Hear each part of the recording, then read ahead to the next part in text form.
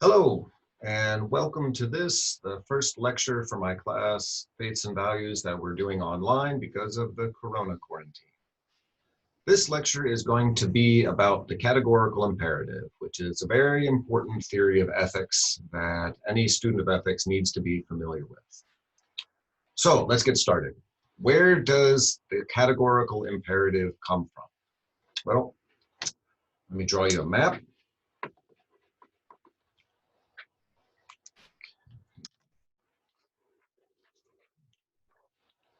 All of you will recognize this as Germany.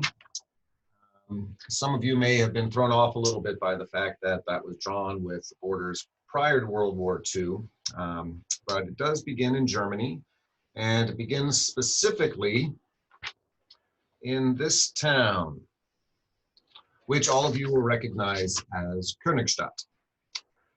So that's where it begins. Now, I said Königstadt, didn't I? I meant Königsberg. And if I had the ability to edit these videos, I would go back and correct that. However, I don't know how to do that, so we're doing this in all in one shot. So the city of Königsberg. And the city of Königsberg is home to two very famous and important people. The first one, let me draw a picture. The first one you will all recognize as my dad. My dad was born in Königsberg in 1925. So he, of course, is very important. But the second person who is famous from Königsberg is the one that we're going to be talking about today. Let me draw a quick picture of him. Try to do a little bit better job on this one. Okay. And this person is Immanuel Kant. Immanuel Kant is the author of the Categorical Imperative. Now, Kant is one of the most important philosophers, period. He's in the modern era, the Enlightenment period. He was doing most of his work in the 19th century, and you can't overstate his importance.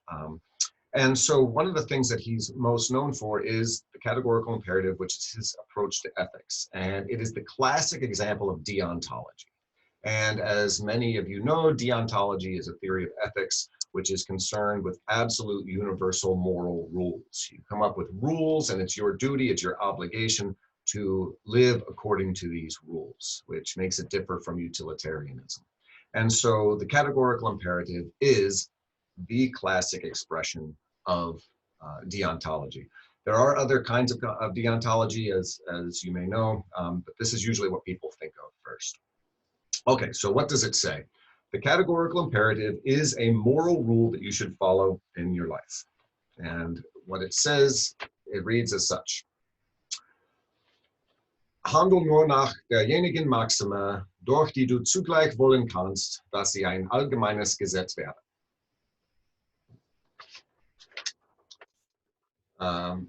That is, act in such a way that the maxim of your actions could be willed as universal law. That is the categorical imperative. I want to put this here for you to look at.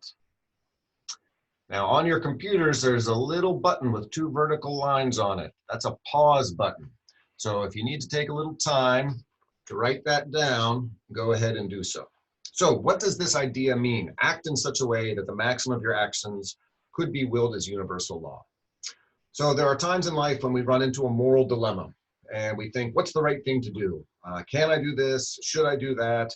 And you're not exactly sure what it would do. And so in these sort of situations, what he says is, well, act in such a way that the maxim of your actions could be willed as universal law. Could you take the maxim of your actions and will that everyone lived according to that rule that you're setting up for yourself? Now, the key word in this that most people miss is maxim. That is, act so that the maxim of your actions could be willed as universal law. It's not that you want everyone to do the same act that you're doing. That would be impossible in most situations.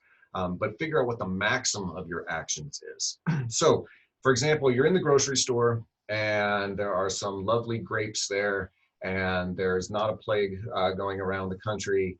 And so you think, can I take a grape? Can I just take one grape and eat that one grape during my visit to the grocery store? So what Kant is not saying is, could everyone act the way you're doing? Could everyone follow your act, which is to steal a grape? So it's not asking whether it's okay for everyone to steal a grape at the grocery store, but rather what's the maximum of your actions? What's the rule governing your particular action? And in this case, it would be taking something that doesn't belong to you, right? That's the maxim. You're stealing. The grape doesn't belong to you. You don't have permission to take it. So are you permitted to eat that grape? The maxim would be stealing.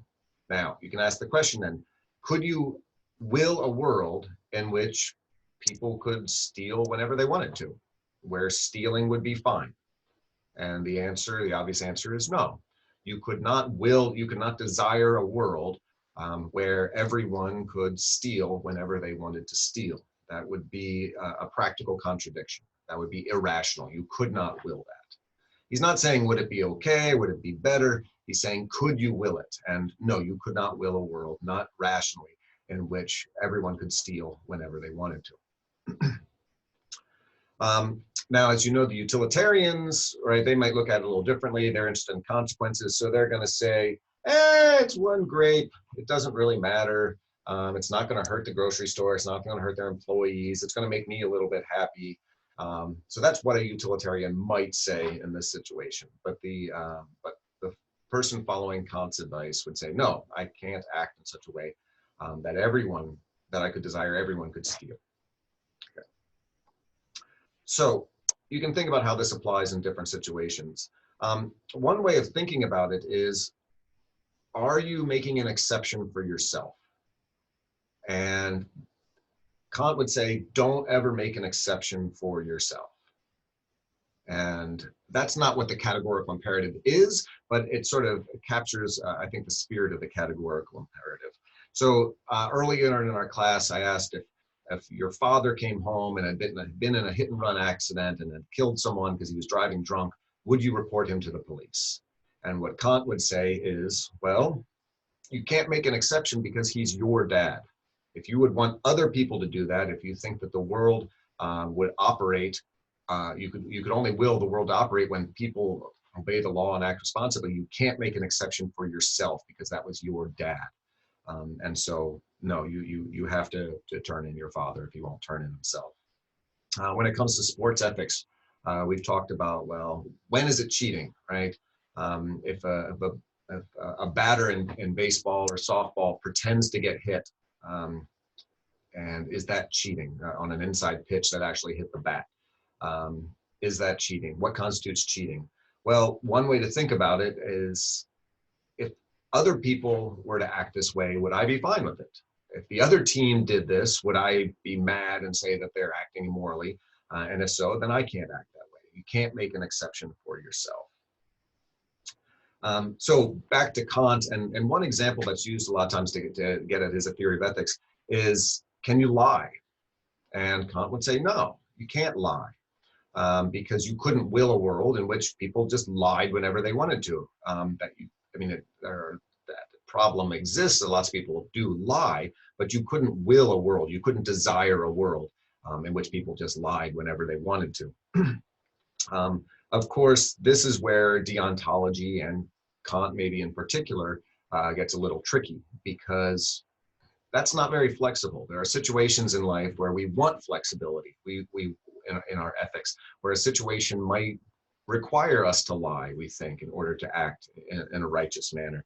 And so one of the classic examples is, what do you do if you're hiding Anne Frank and someone, up in your attic to keep her from the Nazis, and someone comes along and says, hey, are you hiding anyone to keep them from the Nazis? Do you have to say, all right, I'll tell you the truth? Right? A lot of us would say, well, no, in that situation, lying would be morally justified. And so Kant's categorical imperative, as in deontology in general, can appear too restrictive and not flexible enough. So that's one of the concerns with it. Doesn't mean that he's wrong, but it is one of the concerns with deontology, is that it's not flexible enough. The other thing is that you can play with the maxim.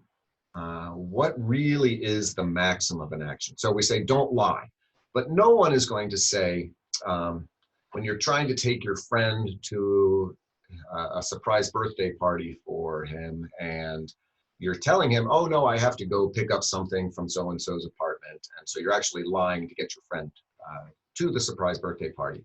No one is going to say that's immoral, you shouldn't do that. And so we think, all right, well then how do we square that with Kant and the categorical imperative? So people could say, well, you shouldn't lie, except in situations where the person would want you to lie if they knew the whole situation. So birthday parties are acceptable because the person would, you know, if they knew afterwards what was going on, they would say, of course, it was fine for you to lie. And so there you can do that, but then you're playing with the maxim. When you play with the maxim too much and you try to make qualifications on what that maxim includes and what it doesn't include, and you try to make exceptions or particularities, then you're moving away from actually having a maxim and more towards describing particular actions. And that's not really what Kant is about.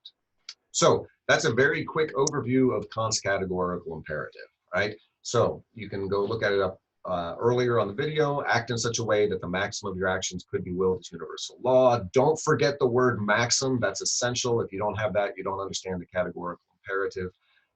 And could you will a world in which people are acting as you do, or are you making an exception for yourself? Okay, so that's all I've got for now. That's the categorical imperative. Please stay tuned for the next lecture and be safe.